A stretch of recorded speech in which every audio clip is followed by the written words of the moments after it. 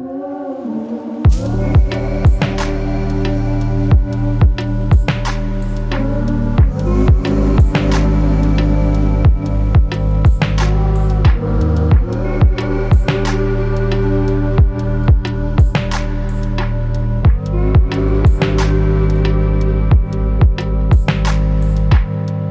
camera came out in 2008, so we are talking quite old at this point, and yet people still comment to me all the time and rave about it. So I asked ChatGPT, why is the Nikon D700 loved by so many photographers? And here is what it had to say. I'm going to read through the list, and then I'm going to go back through point by point and share my experiences with the D700 over the past few weeks. Point 1, image quality. The D700 featured a 12.1 megapixel full frame sensor which provided excellent image quality, particularly in low light conditions. It is a full frame sensor. It is a CMOS sensor. It is a beautiful sensor. Apparently this sensor was created by Panasonic, which was very unusual for the time and for today. Sony has universally made almost all camera sensors for a very long time. And the future models of this did go with the Sony sensor. This was some one-off Panasonic sensor, and it was shared between this camera and the Nikon D3, although people have said, and I haven't shot the D3, that for some reason the CFA, the color filter array, on this sensor is differing in its output and is highly unique and wonderful, and we will get way deeper onto that later in this video. But overall, the image quality in this for 12.1 megapixels, which is more than enough for 99.9% of anything I would ever need, and is actually the sweet spot, shared with the fact that it's full frame, so your pixel depth is really broad, and it has 14-bit RAW files in here. It's as good as it gets. Like, it is wonderful. The files are incredibly flexible, and it is just a delightful, delightful image quality. Dynamic range. The camera sensor had good dynamic range, allowing for capturing a wide range of tones and details in both shadows and highlights. And oh yeah, that is no lie. This thing blew me away on the dynamic range front. Now, I have always said I shoot for my highlights with these older cameras because recovering shadows is much easier than recovering highlights. Highlights blow on older digital cameras almost always much faster than the shadows. You do get noise in your shadow boost if you are going in and post-processing them. But look at this recovery. Like, this is insane how much you can actually recover from this. I shot this well under 2 stops underexposed, and it came back quite impressively. There is noise in there, but especially with things like in Lightroom's now denoise button, you can get rid of that, no problem. So I wouldn't hesitate to say this is like a bit of a dynamic range animal. Point 3, build quality. The D700 had a robust and durable construction, making it suitable for use in various environmental conditions. Absolutely 100% accurate. This thing is brick-like. It is a magnesium alloy body, very strong, very durable. Makes you a lot more confident buying a body like this in 2023 because you know that it's really been built for the ages. It's weather sealed. It really is robust. That is now both a positive but also a negative because with that comes weight. It is a heavy camera. It is definitely like not a sneeze to carry. It didn't bother me at all, but if I were out for a very long day, I don't know if I want to take this hiking, for example, but for general day-to-day use, it's excellent. And for a number of other reasons, it kind of offsets the weight with, you know, its other perks. Point 4, ergonomics. Nikon cameras are known for their user-friendly and intuitive controls, which many photographers appreciate for ease of use. I adore a camera that has buttons for everything, and this does. There's literally a button for everything: ISO, white balance, image quality setting, RAW, fine, JPEG, etc. There's a little shift control here. You press this little button at the top, and then you rotate this, and then that takes you between single shot, continuous, high-speed burst mode, live view. Live view, how crazy is this? 2008, we have live view. So yeah, you have live view, you have a button for everything, you have auto exposure lock, you have back button focus, everything is on here. It's an absolute joy to hold ergonomically. The one thing I will say is my hand is a little bit smaller, and for me, I am shooting a lot of manual glass, so I don't need my back button focus as much. I do need my auto exposure lock button, so I use that frequently. It's just a little bit far from my thumb to stretch. It's not unworkable, and it's totally manageable, and I'm doing fine with it. But it's just a slight niggle that it's for a slightly larger hand. That being said, the other piece of the ergos that I love is the fact that you can remap literally anything on this camera. So if I wanted to remap my auto exposure lock button to my AF on button, no problem, I can do that. Point 5, compatibility. The D700 was compatible with a wide range of Nikon lenses, providing photographers with versatile options. This is one of the things I love about Pentax as well as Nikon. The back compatibility with all of their lenses, and the D700 is an excellent version of that. It allows for all of their older F-mount lenses, including the screw mount lenses. So you can literally use anything with this camera. It also uses the DX lenses, and it will automatically crop into that APS-C format if you want. You can also turn that off and just get the full sensor image and get that weird, like almost fisheye view of the world. I am shooting this mostly with a Nikkor 28mm f2.8 AIS lens. This was recommended to me by my very good friend Monica over at Beacon Film Photo, and I adore this combo. It's small, it's compact, it's really fun to manual focus, and the viewfinder is excellent. It's 95% coverage, 0.72 magnification, really clear, very easy to focus, and I don't even have a split viewfinder, which I would actually love to add to this. My one niggle in this area is this damn eye cup. I have this problem with all of these cameras, these DSLRs. I like to have my eye cup on there so that I block out ambient light. However, this eye cup, I have 2 of them. I keep replacing them because they fall off so damn easily, and that is super frustrating. I don't like that, but I do like that there is this little switch here to lock off any light from the viewfinder. If you are in, for example, long exposure mirror up mode or anything like that, it removes any possibility of light leakage from the viewfinder itself. Super clever, lovely little touch, and you do have to do this to get on your eye cup if you are installing one for yourself, just so you know. But I don't know, don't bother because it just freaking falls off all the time. Anyway, that is my pet peeve. Point 6, autofocus. The camera's fast and accurate autofocus system was highly valued by sports and wildlife photographers. So the D700 inherited, and this is way beyond my knowledge, but the advanced multicam 3500 FX autofocus system that was in their flagship, which was the Nikon D3 at the time. It is a 51 point autofocus system. It is excellent. I do have some autofocus lenses. I have the 35 f2 from Nikon, and then I have a third-party Sigma 85.14 lens.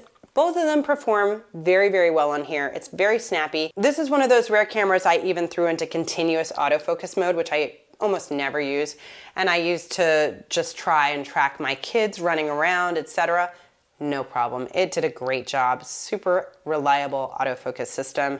Even in low light, it does quite well. High ISO performance, point 7. The D700 had impressive high ISO performance, minimizing noise at higher sensitivity settings, making it suitable for low light shooting. So this camera has a native ISO range of ISO 200, which is kind of interesting, to 6400, and then it has a boost mode and a low mode, so you can go up to like to 25,600 or something. I never even test that range because I've not ever had a use case for shooting that high of an ISO. I very comfortably shoot this up to 1600 ISO. I didn't really even go beyond that because I just don't ever need to with a fast 2.8 or f2 lens. I'm perfectly happy at ISO 1600, and it is a really nice file. It does have noise, but it's a very organic noise. There's something to this sensor in the way that it renders. Even the noise that it produces doesn't feel, I hate to say it, but digital.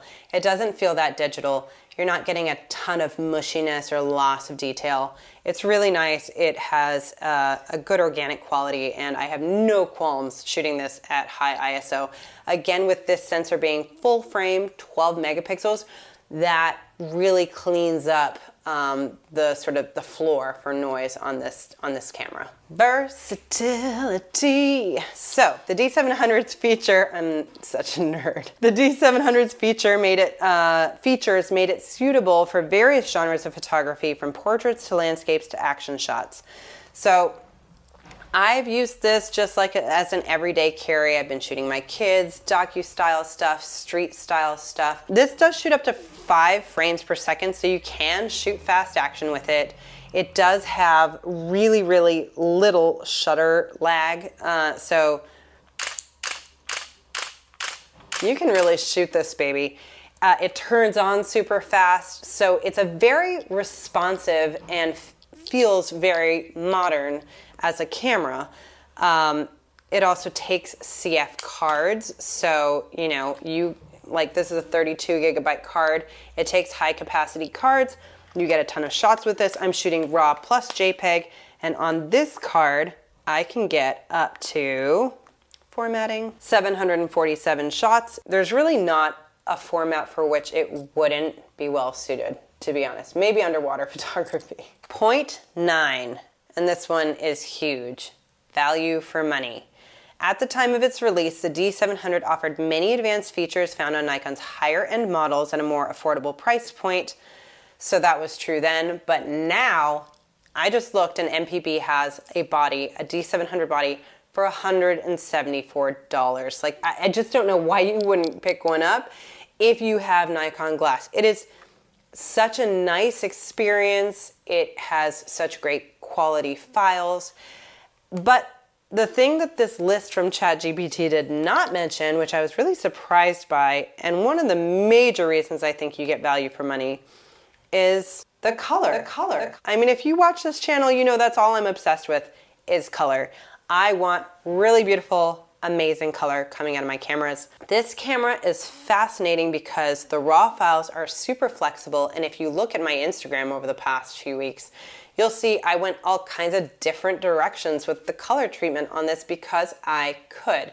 Don't typically do that. I usually just find one way of manipulating a file that I like, and then I just apply that to all my other files from that same camera. But in this case, I really kind of experimented a bit more, and I had a lot of fun with the raw files. They are super, super malleable and delightful to work with.